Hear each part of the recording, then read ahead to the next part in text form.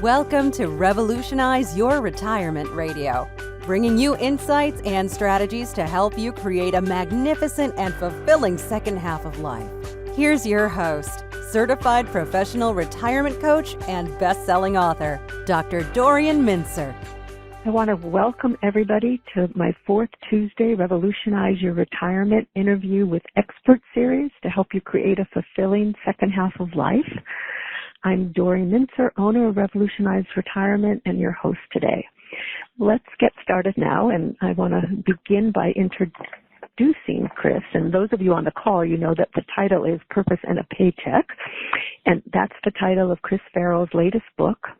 The book focuses on entrepreneurship, innovation, and work in the second half of life, and we're going to be hearing all about that today. And I want to mention that I actually first met Chris on the Today Show. We both were guests on the Today Show. His book, On Retirement, was published, and the Couples Retirement book was just republished. And quite exciting to meet him there. And I read On Retirement after that. And then we've run into each other, and I've heard him speak and read articles, but we've been at many of the same conferences over the years. Chris Farrell is a senior economics contributor at Marketplace, America's public media's nationally syndicated public radio business and economic programs. He's also economics commentator for Minnesota Public Radio and host of its series, which is called Conversations on the Creative Economy. He's an award-winning journalist. He's a columnist for Next Avenue and for the Star Tribune. And he's also written for Bloomberg Businessweek, New York Times, Kiplinger's, and other publications. And as I mentioned, his most recent book is Purpose and a Paycheck. So, Chris, I am delighted that you are with us today. And many of you may, who've been part of these calls for a while may remember that Chris actually was a guest of mine when On Retirement came out. Yes, well, thank you for having me. It's wonderful, and the experience at the Today Show was fun, wasn't it? It was, yeah. It was like so fast and so quick. Yes. It was truly fun. It really was, yeah. One of the highlights of my memories. But anyway, here you are today. And maybe, I was thinking some people don't know that term. That's the term of the title of your first book. And I know you use it. I just finished reading your book last night, and I really enjoyed it a lot. I think it's excellent. Thank you. I recommend that people read it. But I thought maybe we could just start with you just giving a brief description of, because it's a lovely term, unretirement, and maybe how that term came about, because I know you use that term throughout throughout this book too. Yes, and part of it is, what do we describe? It signals a certain time of life, right? But retirement also has so many images that go along with it: the golf course, the leisure, moving to a different part of the country. And, what you write about, what I write about and talk about, it's just rethinking, reimagining the second half of life to include work. So some of the terms that are out there, encore movement is one. The British tend to like this term third age, next chapter. And what I liked was this word unretirement, because again, it tells us sort of what stage of life we're talking about, but it also sort of says, look, we're not talking about leisure, we're talking about engagement and being involved, and part of that being involved is continuing to work well into the traditional retirement years. And encore has kind of become associated more with social entrepreneurship. And third age, it's a very British term. So that's how I landed on the term unretirement. Great, thanks. I love the term. I think it's so nice, because it's sort of like the post-work, kind of the people always say, I failed retirement, or I don't even like that word. And so I think it's a great term. And I know in this book that a lot of times people talk about the kind of doom and gloom forecasts of the future of the country with, so many more people over 65, but you don't tend to get caught in that. So maybe speak a little of, why it is that you're able to dismiss that doom and gloom forecast. And this even is though there's so many of us. Yeah, and this is a fascinating part of the conversation that we're having about aging, because if you wander the corridors of power in Washington D.C., or you sit and talk to many CEO executives, or you go to a conference about aging, it is a doom and gloom perspective, and at its core, the basic idea is, look, we're just going to have way too many dependent elderly being supported by too few productive workers. And that's sort of the core of the problem. And therefore, the underlying dynamism of the U.S. economy is going to erode, and we're going to have all these elderly people weighing down the economy. And it's almost like an attitude of, we can't afford all these elderly people. I'm not exactly sure what people think then we're going to do. But and many years ago, when I started, really researching this, I just kind of, wanted to learn more, a little bit suspicious. And what I gradually learned is that there's a vast body of research, which keeps growing every year. And it's by economists and sociologists and psychologists and medical professors. And what this research shows is the notion of dependent elderly is fundamentally wrong. And in that a lot of our stereotypes that, you reach some arbitrary age 60, let's just pick that number, that at age 60, that you're no longer creative. You're no longer productive. You're not willing to learn new things. You can't teach an old dog new tricks. All these stereotypes, and which is a common discourse. And it feeds into this notion of the dependent elderly. And yet what it turns out and what the research tells us is that if you're creative in your 20s and 30s, you're going to be creative in your 60s and your 70s. Productivity oftentimes peaks around, the time when people retire. That experience really pays. And there are so many good examples of this. And then what the issue then becomes, and by the way, more and more people are working well into the traditional retirement years. So when you look at, it pretty much bottomed out in the late 1980s, early 1990s, this trend toward earlier and earlier retirement, and the labor force participation rate has been growing. So if you look just the 65 to 69-year-olds between 1995 and 2016, the share of men in the labor force rose from 28% to 38%. And the comparable figures for women, 18% to 30%. And then I think this is like the number that everyone should just be aware of. The 55 to 64-year-old age cohort accounted for more than a quarter of new startups in 2017. And that's up from nearly 15% in 1996. So what you're seeing more and more is the population continuing to work longer. And one of the messages that I really always want to get out there, because I always get this question, well, Chris, do they need to work? Hint, that says that's bad. Or do they want to work? Okay, hint, that says good. And my response is, for most people, a majority of people, it's both. They need to work. We're living longer. There are flaws to our retirement savings system. So they need to be working longer, bringing in an income, delaying filing for Social Security, all those things. But at the same time, they want to be doing something that they believe in. They want to be doing something that they feel good about. I'm at the age where, and in fact, this is a time of year when it's been happening, we're young college graduates. We'll set up an interview and, can I talk to you about, what is this career thing? They know what a job is, but what's a career? How do I think about a career? And I love these conversations. They're idealistic. People want to be independent, but they want to be doing something that they really believe.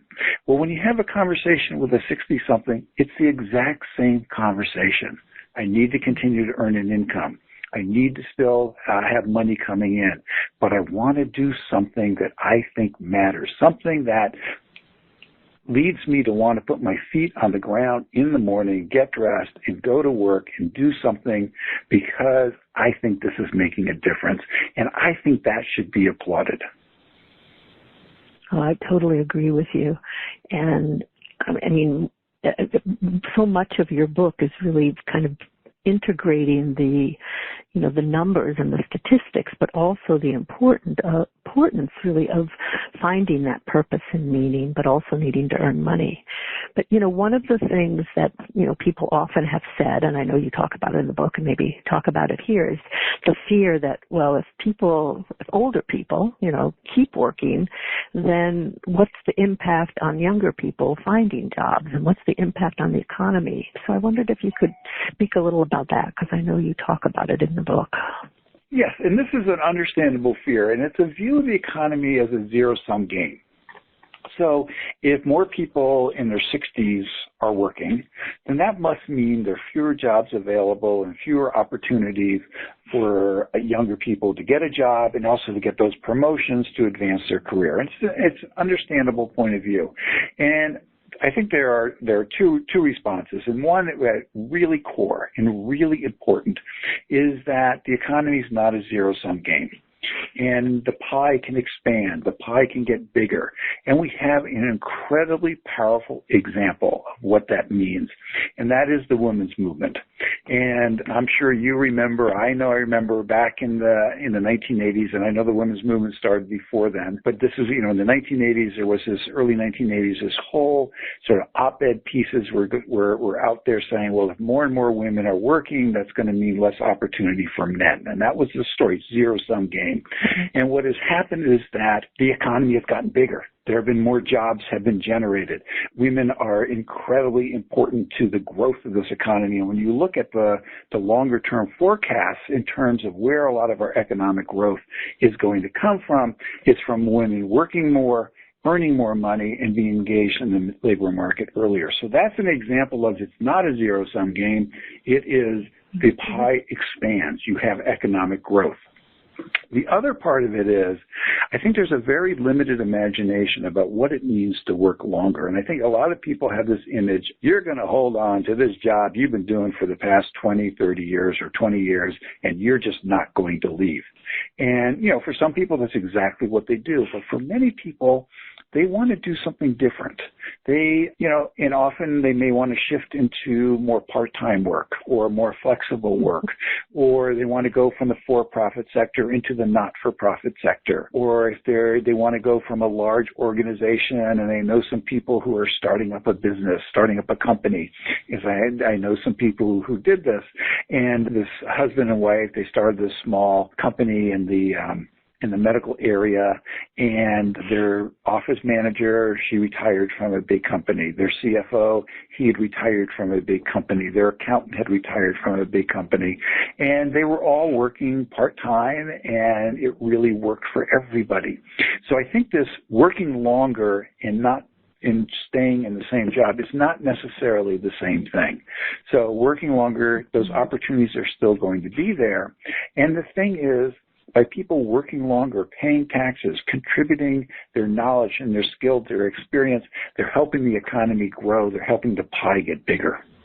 So how does one deal with the ageism that's out there? Oh, ageism is just, but we all know. Ageism is real. It exists. It's the stereotypes are powerful. A couple things are going on right now. You cannot listen to public radio. You can't read the newspaper. You can't hear a news story, a business news story, without somebody in management complaining about the lack of skilled workers, the lack of qualified workers. And so what you are seeing is it's not so much that people are abandoning their ageist perspectives, but it comes down to if I want to continue to sign these contracts, if I want to continue to stay in business, they're looking at their experienced workers differently. And this is particularly, one area where you're seeing it is in manufacturing. Manufacturing is above average, older workforce. And so here in Minnesota, for example, we have a lot of sort of medium-sized, skilled manufacturing businesses and, very machinist-based. And if you look at those businesses, they tend to have a lot of skilled workers in their 60s, and they're bringing in a lot of skilled young workers out of the technical colleges. But there's a big gap in the middle. And so you're seeing investments in automation, not to replace the workers, but to enable the experienced workers to stay on longer and pass their knowledge on to the younger generation. Mm-hmm. You're seeing that in the hospital industry where, with nurses and able to work, okay, you don't want to work full time anymore. You want to do 0.8, you want to do 0.6, maybe 0.5. You're seeing that is going on. And Carol Heimerwitz did this wonderful story where she looked at Hollywood. Now, you don't think about Hollywood as a place where ageism seems to be pretty much alive and well. But because of the rise of this technology called streaming, and if I remember the number and from her story right, Netflix last year did something like 700 plus original programs, that it's a boom business for script writers and people in their 50s and 60s because they know how to write a script. They know how to do it on time. They know how to do the audio. They know how to do the camera work. And so 20 years ago, which was a really tough environment for people in their 50s and 60s, right now has turned to be a very good environment for them. So a lot of it has to do with we have an economy that continues to grow. We have a low unemployment rate. We're still bringing more and more people in, out of the sidelines, into the economy. That's a good thing. And managements do seem to be thinking a little more, less about seeing someone walk through the corridors with white hair and thinking, well, when's that person going to retire? And more starting to think, how can I retain that worker? That's very helpful to hear. But also I love the idea of valuing the passing on of knowledge. And, you speak about, and that builds in kind of to that intergenerational component, of people perhaps being in the mentor role. But that, if everybody were to leave and not enough people to fill the positions, a lot of things would just fall apart. And it's one of the fun parts of this the book that I have. But this thing, mentoring, has kind of become a very acceptable way to talk about this knowledge transfer. And mentoring goes both ways, of course. The experienced worker who's mentoring the younger worker is also learning from that younger worker. And the research is not conclusive. It's not the best research in the world, but it's mostly coming out of Europe. But I think the research is right, which is most companies, many organizations, they've moved toward teams, working in teams. And the most productive teams are multi-generational. And it kind of makes sense because you have experience plus enthusiasm coming together. And so, multi-generational teams, there's a greater recognition of what's going on there. But since you raised this question, I get to tell one of the most fun parts of writing this book, at least on the reporting side, was I went to Pittsburgh, and there's a nonprofit organization called New Century Careers. And what they do is they train people to become machinists. They offer an apprenticeship program. And the instructors that I met were in their late 60s, 70s, and 80s. And they were wonderful. Not one of them, at least that I interviewed, not one of them ever thought of themselves as a teacher, as an instructor, as a mentor. And every single one of them loved it. They loved their students. They loved what they're doing. They passed on their knowledge. They all worked part-time. And I asked that question to each one. Why are you still working? Do you need to work? Do you need the money? And that's when every single one gave me the answer about I need to work and I want to work. The need was one wife of one of the instructors. She had some health issues, so they were fine, but he was concerned down the road with some of the caregiving. Maybe he might need some extra money, so that's why he was working. Another, they'd moved from more rural Pennsylvania into Pittsburgh because they wanted to be closer to their children, but they had to pay higher taxes, and so therefore, grumble, they were working to pay those higher taxes. But of course, they really loved what they were doing.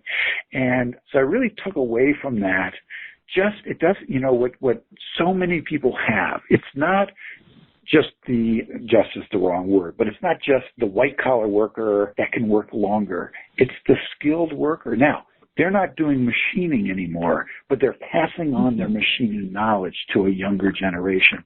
And they love doing it. They have fun doing it. And they get a lot out of doing it, including they get an income. Right.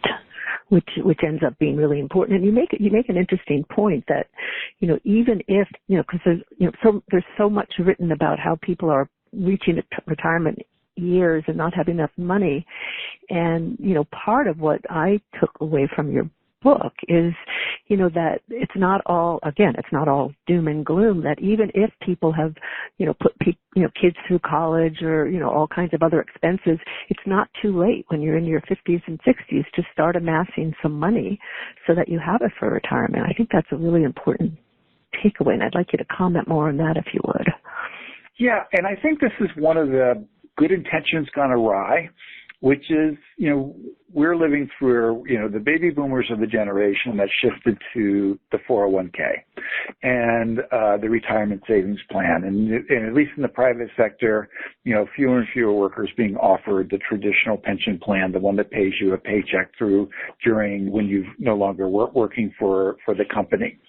And so, of course, the mantra has been, you got to start early. You got to start early. You got to harness the power of compound interest. And that's absolutely right. But it's always kind of had this sense of, well, if you didn't save when you were younger, you're in trouble when you hit those late 50s, early 60s. But I think there's a new set of research and some really interesting reports are coming out. And what it is saying is, look, life is expensive. Kids are really expensive. And, their education is really expensive. And it's really hard for people to save much money in their 20s and 30s while they're trying to raise a family. And we put these unrealistic expectations on them about how much they should be saving. And don't get me wrong, I'm saying you should be saving starting young. It does work. But what is underestimated is when the kids leave the house and they're launched on their careers, all of a sudden, there's a real freeing up of cash flow. And then it becomes realistic to say, well, maybe you should be saving 20 to 30% of your income. There's someone's motorcycle outside who obviously didn't have a muffler on his motorcycle, and people heard that. But it's like there's a real opportunity, and there's this opportunity to be working longer. And so the numbers really start looking a lot better once you take that perspective. And there's some really good research on this subject from the Center for Retirement Research at Boston College. Now, what they said, and this is an important caveat, is that what I just said is really true. Very few people are actually increasing how much they save by very much during this empty nester stage of life. But the opportunity is there to do it. So I'd like to get the word out more. And a big part of what changes the financial circumstances is that makes it practical to delay filing for Social Security. And as you know, the difference between filing at age 62 versus age 70, the latest you file, is about more than 75% for the typical worker. And in particular, every year that you delay past your full retirement age, which for most people right now is age 66, you get what is essentially an 8% real return by delaying for every year. So that's where this more optimistic set of numbers that are coming out, a large part of it is delaying filing for Social Security. That's a big component of that. Right, and it's so important because I think if I understand it correctly, that if you take it at 62, you're kind of penalized if you end up earning a certain amount of income. But if you wait until your full retirement age of 66 or whatever it is for whatever age you are, you can earn as much as you want and still be getting Social Security, and then even more if you wait till 70, which makes sense. So let's shift a little to, because I know a big part of your book is kind of about entrepreneurship. And so maybe speak, if you would, about why entrepreneurship and self-employment has become so popular for people 50 and older.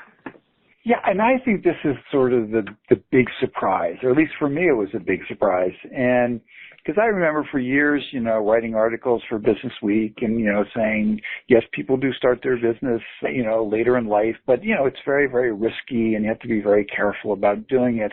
And this is where I think there's some important changes in the economy are encouraging entrepreneurship in the second half of life. So a big part of it is you're not touching that 401k. You're not touching that 403b, okay? You're leaving that alone. You're not going to risk your retirement savings that you've come up with a really good idea that you're going to make a living at, and it turns out that's wrong.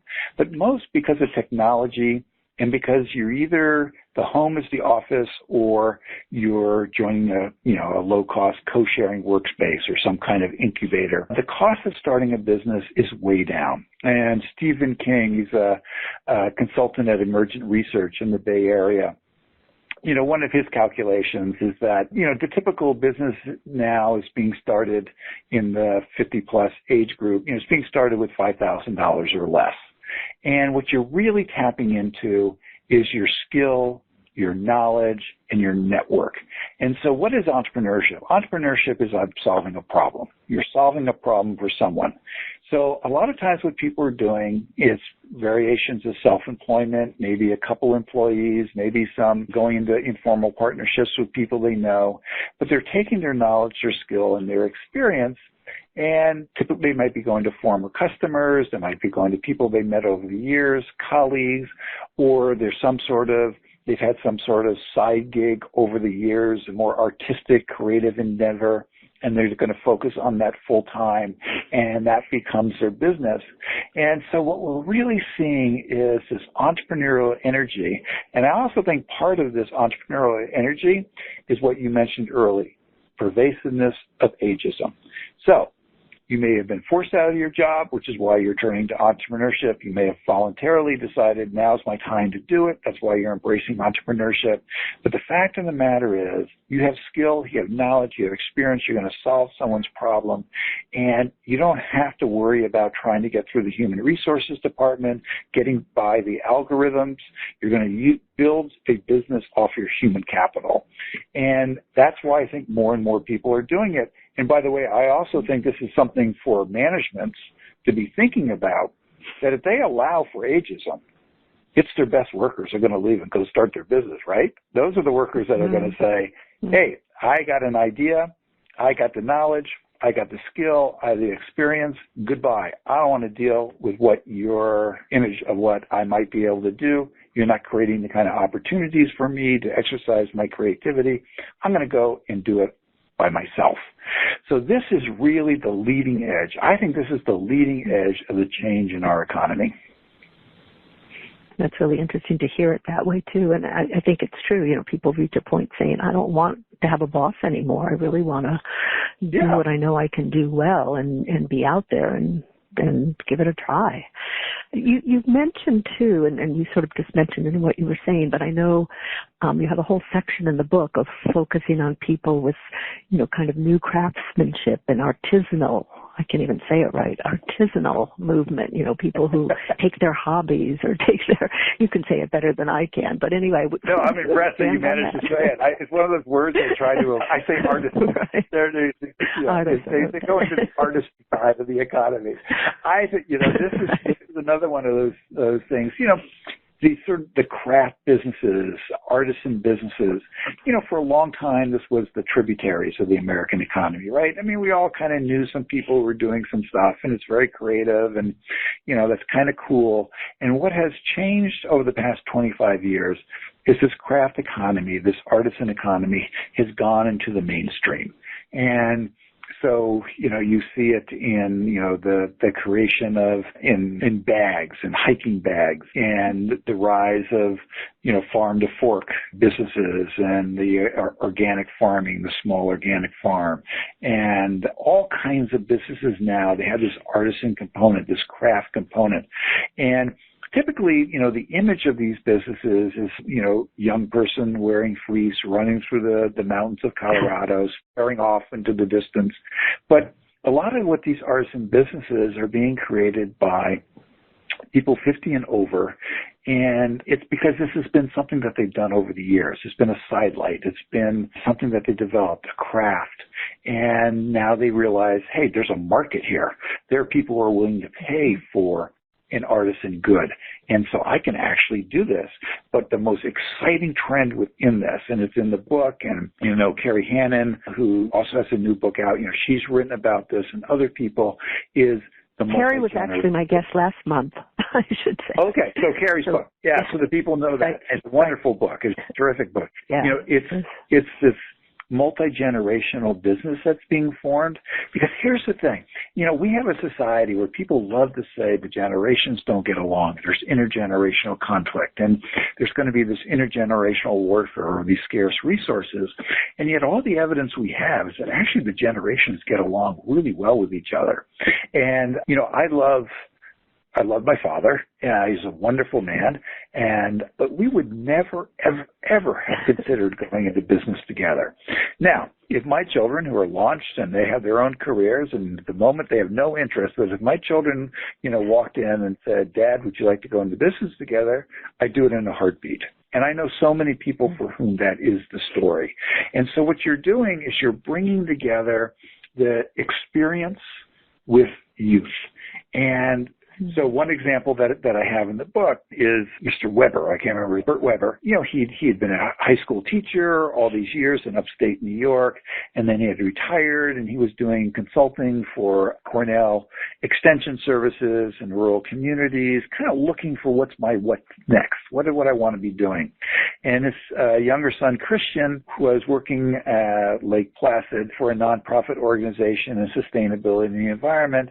And when he'd gone through college and his degree, he'd sort of worked at various craft beer places. And they're in a car, they're driving to do this bike trip in the Maryland shore. And they had this conversation about going into business together and starting a craft beer business. And that's what they do. And they're doing well. And Common Roots Brewery started, I believe it opened in 2012 or 2014. Has continued to grow. And then just one other story, Rick Harris grew up in when I talked to him, I think he was 62. And he grew up in segregated Texas.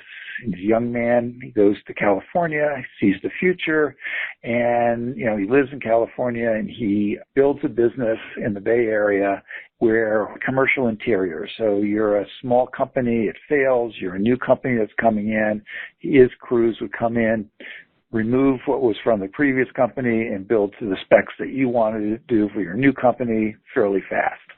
And business did well, but then with the 2008 downturn, 2009 downturn, business kind of dried up, and his wife, their 5 kids were launched, and his wife gets offered a job in the Twin Cities to be the headmaster for a local high school, private high school. So he decided to do it, right? Kids are launched, they decided to do it. So he tries to start up his commercial interior business again. It's not going that well.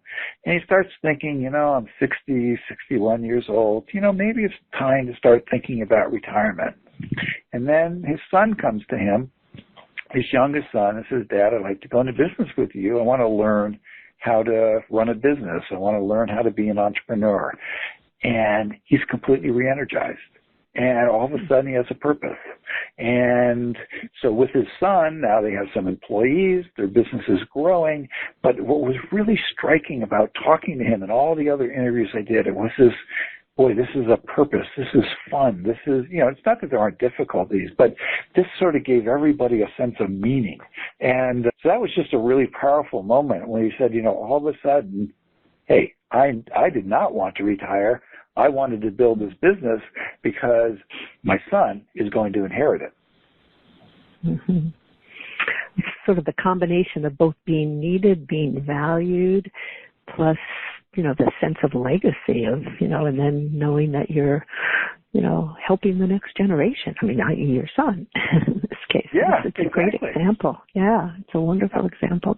What other kind of jobs are you finding that people are getting in their 60s and 70s? Well, I think one of the things that I've been just amazed at is the creativity people have and what a limited notion about what is a job we tend to have or carry in our mind. I mean, people are doing all kinds of things. John Kerr, who was he's been, the world's oldest park ranger for years now.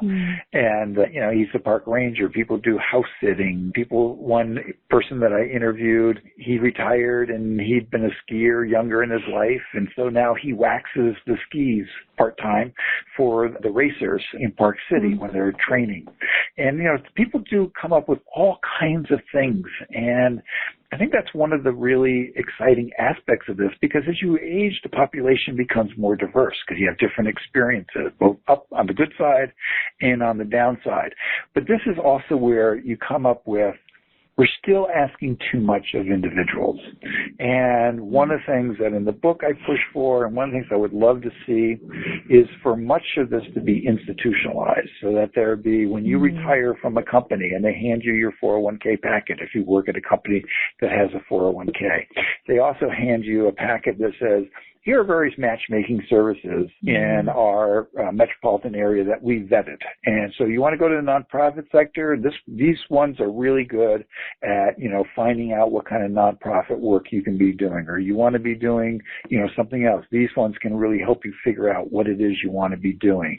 And by the way, we now have a phased retirement program. So if you want to go from working full-time to part-time, we've got it institutionalized. It's very simple for you to do. We'd like you to stick around, but we understand you want a little more freedom in your schedule, so let's have a phased retirement program. Or let's have what's called a boomerang program, where you fully retire, but you come back at times of need. One of the people I interviewed in the book is a UPS driver, retired UPS driver up in Grand Marais, Minnesota. But he enjoys it. During the holiday season, it's a good deal for UPS. They bring back as many of their retirees as they can because they know the system, they know how it works, everyone knows what they can do. It's kind of fun for them because they make some good money and they get reacquainted with some people that they knew. So again, a boomerang program, like institutionalizing that. So let's institutionalize the expectations just to make it easier for people to make these transitions. That's such great advice. It would be so nice if more and more companies, hopefully they will start utilizing that. So I'm going to ask one more question, then I'm going to start integrating the ones, because this is some good questions from people listening. But so you're in your 50s, 60s, 70s. How do you go about finding a job in the second half of life? What suggestions do you have for people? So I think there's a couple things, and it's always so much easier to say, here's what you should do, and transitions are always hard, and transitions always take longer than you expect them to. But I think there's a couple things to do. One is always to look into your current organization, and, perhaps you don't want to be doing what you're doing or have been doing, but are there opportunities within the current organization for you to make a shift that might fit in more with what you want to do? I think it's really important to get some time for introspection, and to think about what it is you want to do next, because that can be a very paralyzing question. So what is you want to do next? Have some introspection. But the most important thing to do, and the best advice that I can give, is reach out to your network. And, a lot of us don't actually think about it as a network. These are the people that you've known over the years. And, I would even do things such as, call up your college roommates if you went to college and say, what did I say I wanted to do when I was 18 or 19 years old? What were my dreams? What did I say how I was going to change the world? And the thing about your network is they don't care about your age. They know who you are. They know your character. They know what you can do. Tap into your network to think about, what do you think I'd be good at? Because one of the things that is tough in making this transition is you want to separate your job title and your job from your skill set. And your skill set's a very different thing. And so you really want to get a sense of, what is my skill set? Have them help you think through, what is it that I might want to do?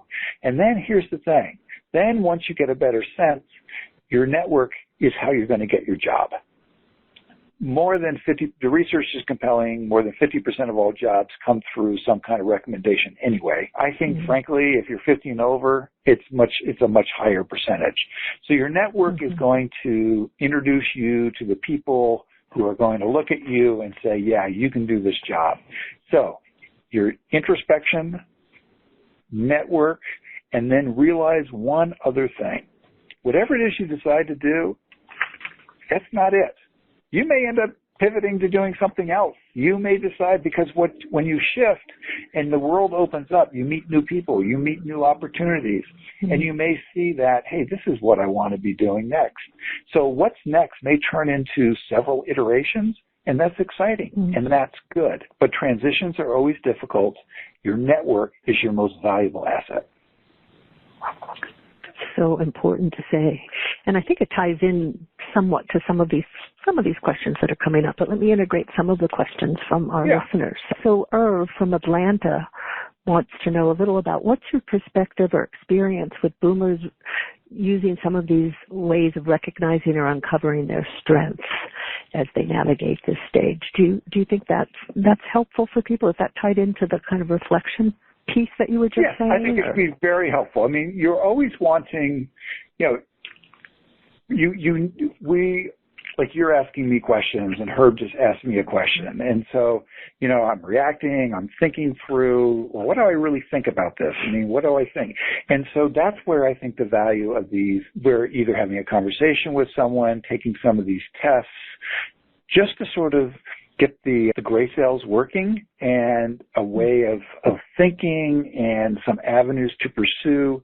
And so it may turn out that, one particular test or one particular conversation that's not that useful, but you have several. I think it helps you. What are some things to think about? What do I think about this? Yeah, maybe I might have a skill in this area. I hadn't thought about that. Or, yeah, that's kind of my personality, kind of introspective and, kind of reticent. But here's where I kind of do well. So I actually think those things can be very good. And a big part of it is that you're getting yourself out there. You're getting some additional information. You're reacting to that information.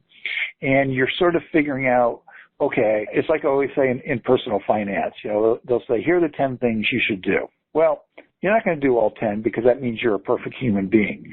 But there might be 2 or 3 things in that list of 10 that you actually can do, and that will make a difference. So that's how I look at those tests. Very helpful. Another question from Wendy, who's in Phoenix. She said, how does someone rediscover their inner voice, their purpose? She says, I'm 60 and I'm having a harder time reconnecting with my inner voice, my sense of self, and she would appreciate your wisdom on this. Yeah. Well, that's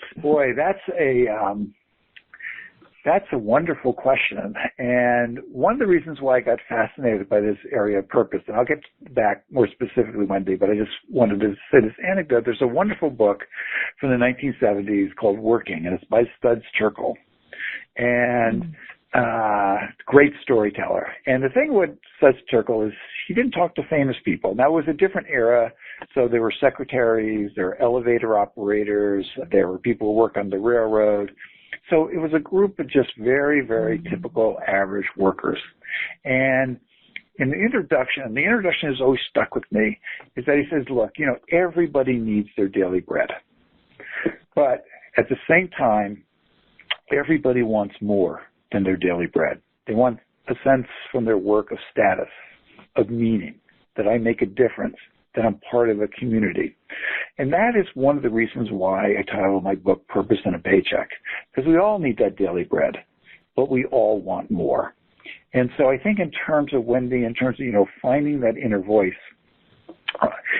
part of it is thinking about what really does matter to you. Not what that matters to your friends, not what matters to your organization that you're tied with, but what is it that you find that you're thinking about? What is it that when you get up in the morning, you worry about? What is it, where is it that you would like this world to be a better place? And I can recommend a book or any of the books actually, Richard Leiter, but his initial book about purpose. It's a series, part of that is a series of exercises to help you think through what is your purpose. Because I think that is an incredibly important question. And that's not a faddish question. It's not a question of the moment, but it's really a question that all of us have when we get up in the morning. Why do I put my feet on the ground? That's really your purpose. Why do you put your feet on the ground? But I would recommend one of Leiter's books, and you can just look at them. And his first one is directly on purpose. The one that I've read that I tapped into in writing my book he was about work. But whichever one you tap into, there are exercises in there to help you think about your purpose. And a lot of it is introspection, writing things down, and it takes time. And in fact, it's an ongoing conversation. Right. One of the more recent books of Leiter's is Life Reimagined, and I think you mentioned that in your book, Chris. But Wendy may find that one helpful too, the more recent one. So let me keep going through because there's some really other good questions here. So John from Massachusetts says, many of the authors in the unretirement second act space use examples of successful professionals making the shift. These people have resources to go without income for a period of time. What advice do you have for the person who wants to pursue an encore career but can't afford a break in income? Oh, I think and I actually think, John, that's most people. But yes, you do end up having stories about people who can take that break. No, I think you're absolutely right. And it's not an easy answer because the answer comes down to what do you end up doing on the weekends? What do you end up doing in the evening? I mean, in a sense, think about, it's an entrepreneurial mindset, right? When you want to be making this transition. So to some extent, you're going to have a little bit of the perspective of an entrepreneur. And that perspective says, you're going to be working on this on the weekends. You're going to be working this a little bit at night, and you don't want to be killing yourself.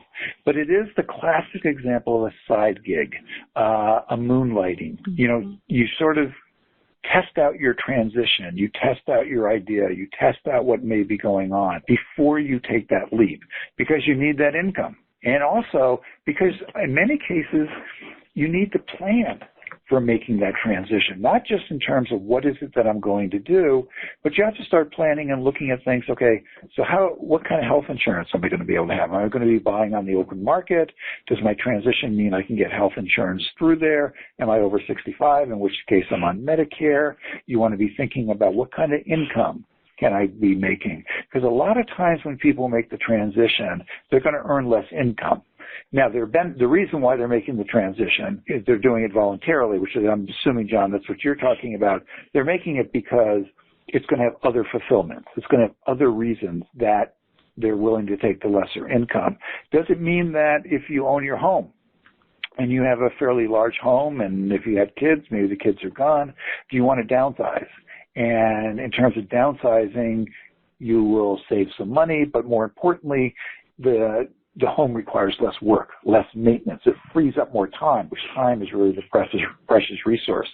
So I think that you're using a period of time, and that's why I always say transitions are hard and take longer than you expect, because what you're really doing is building a plan, and you are testing it out over a period of time while you're earning your income before you make that leap.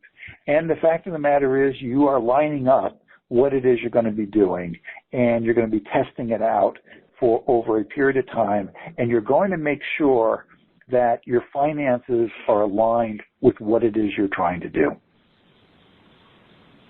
That's really helpful advice. Before I ask the next question, a couple of questions came in. I just want to say Richard Leiter is the person that Chris had mentioned before and that I also mentioned about the Life Reimagined. It's Leider.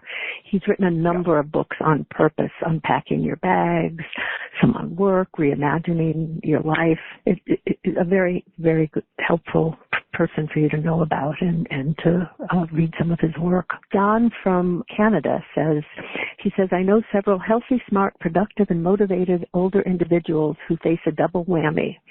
Ageism plus credentialism. That is, they're dismissed not only because of their years, but also because what they know of unique high value is not what the CV says. What's their best strategy? They have only, I have to be wary when I say they have only one strategy, but I think I'm going to say they have one strategy, and that is their network, right? Because the network doesn't care about their credentialism. The network knows, hey, they can do this job or they can accomplish this. And so I do think that people do face exactly what he's talking about, but it's your network is how you increase the odds that matters less and less. The other thing that increases your odds that it matters less and less is I think we don't talk enough about small business. And, big business, they have their procedures, they have their institutions, they got their human resources department, and, it's wonderful, it's great. But, small business, they don't have an IT department, They don't have a human resources department. The human resource department is the owner.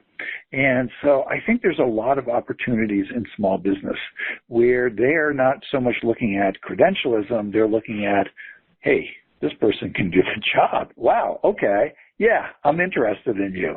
And it's a harder market in some ways to break into. It's an easier market in other ways. Many people, I did a story, and I wondered if when my dad retired, he retired at age 74, he did something that I just really can't imagine, but for the past 20 years, he had frequented the same repair shop for his car, the same pharmacy, was an independent pharmacy, and the same barber. And although he didn't have much hair at the time, and he went to every one of them and he said, "I'm 74. I just retired. What are you going to do for me? I've been a good customer." And everyone gave him a permanent 20% discount. And I said, "How could you do that?" And he said, the worst they were going to, they could have said nothing, and I still would have gone to them, but I figured, why not? And I think it's the same thing. I did a story about people who've been they've been going to the hardware store all over the years, and they gone to the owner and said, "I retired. Can I get a job?" And well, they go, "You know a lot. Sure. Not going to be a full-time job, and it's not going to get paid a whole lot." But I think there's also a lot of opportunities with small business, less worried about credentials and credentialism, but most importantly is that network. Tap into that network, push that network, get introductions from that network, have informational interviews with that network, and I think that's your best opportunity. Great. Good advice. Thanks. So Reed from Chevy Chase says, to what degree have you seen that people have inner blocks or limiting beliefs to realizing what they can do? How much do we sort of sabotage ourselves, in other words? Yeah, I think we do a lot of self-sabotaging, and where I see it is in two ways. One is accepting stories about decline as you get older and accelerating those stories of decline. And why are you talking about yourself that way? And so that's, I think, one block. The other is there is sort of the sense, well, should I really bother to do this? I'm getting older and, I don't know if I should be doing this. And my sense is, no, go do it. Go do it. Because one of the most, like when I said, when you're looking for a job, it's your network. When you're thinking about a life, it's about learning and to constantly be learning, to always be learning. And yet I have run into people who seem to think because they've reached a certain age, there's no reason to be learning anymore, right? I mean, I did it, no reason anymore. No. It doesn't matter what age you are. You want to be learning. You want to be trying out something new. You tapping into your skills and your knowledge. You have something to offer. So I think these inner blocks are real, that we actually accept a lot of the stereotypes about aging. We think that's kind of the way life should be, right? We're no longer useful. We're no longer productive. We're living off the accumulated savings and what we did in the past, and we got nothing to offer into the future. And I think that is deeply wrong. Deeply wrong. I totally agree. It's that internalized ageism that we're sometimes just not even aware of that gets in the way. I mean, it becomes part of the limiting beliefs. I'm glad you've commented on that. And Helen from Canada, question that ties in with a question I was going to be asking in a couple minutes too, so I'm going to ask it from Helen right now. She says, very upbeat conversation about entrepreneurship as an older adult, but you haven't mentioned some of the challenges, such as 70% or more of new businesses fail, older adults have a harder time getting loans and insurance, etc., due to ageist beliefs. Can you provide advice to overcome some of these challenges and maybe even add some of the other challenges you're aware of that people have faced? Yes, and there are other challenges. And I don't want to romanticize being an entrepreneur or running your own business. I mean, the other challenges are there are real bookkeeping requirements. You have to pay Social Security taxes, for example. It's not just done for you, which is, happens through your employer. You have to think about things like, how do I price my product? You have to make sure that you invoice. And, that sounds silly, but so many people, run into trouble by falling behind on their invoicing, billing people, or paying their taxes because the money's not being taken out automatically. So there are a lot of challenges to it. I think there are, on the public policy side, what I would like to see to help address her issue is one of the trends over the past 20, 25 years, and I think it's actually reaching a critical mass in many areas, has been the rise of entrepreneurial ecosystems. And so these are your co-sharing workspaces, your incubators, and it's becoming an ecosystem. And there's a lot more activity there. When you actually go to them, there are a lot older people there, people 50 plus, but they're not particularly, it's like they're not acknowledged enough. They're not welcome. It's like, come in. We want all you experienced entrepreneurs here to help us out.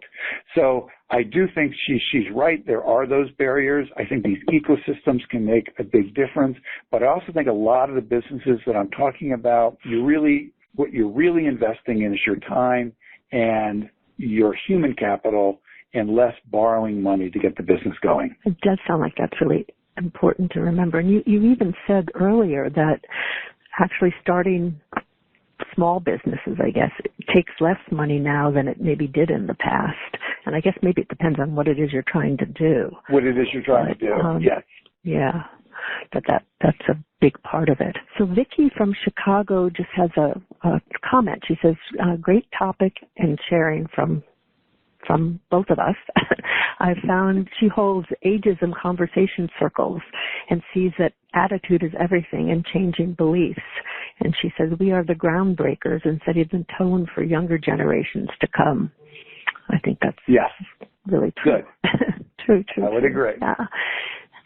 So I know some people have to leave right now. I know, and I'm thankful that you said you could stay a couple more minutes. Let me just, since some people have to leave, it's so hard, but I think Wendy in Phoenix will be getting the book. So Wendy, if you could send, or even just if you're still on the call now, post your address or send Dorian at DorianMintzer.com, send me your address and I will get it to Chris and you will get a copy of his book. So maybe in the time we have left, if you could maybe talk about what are the biggest rewards? We just talked some about the challenges, and what do you think are some of the biggest rewards for people, venturing out and continuing to work and becoming an entrepreneur or working in whatever way, sort of works for them? What are some of the rewards that you've seen?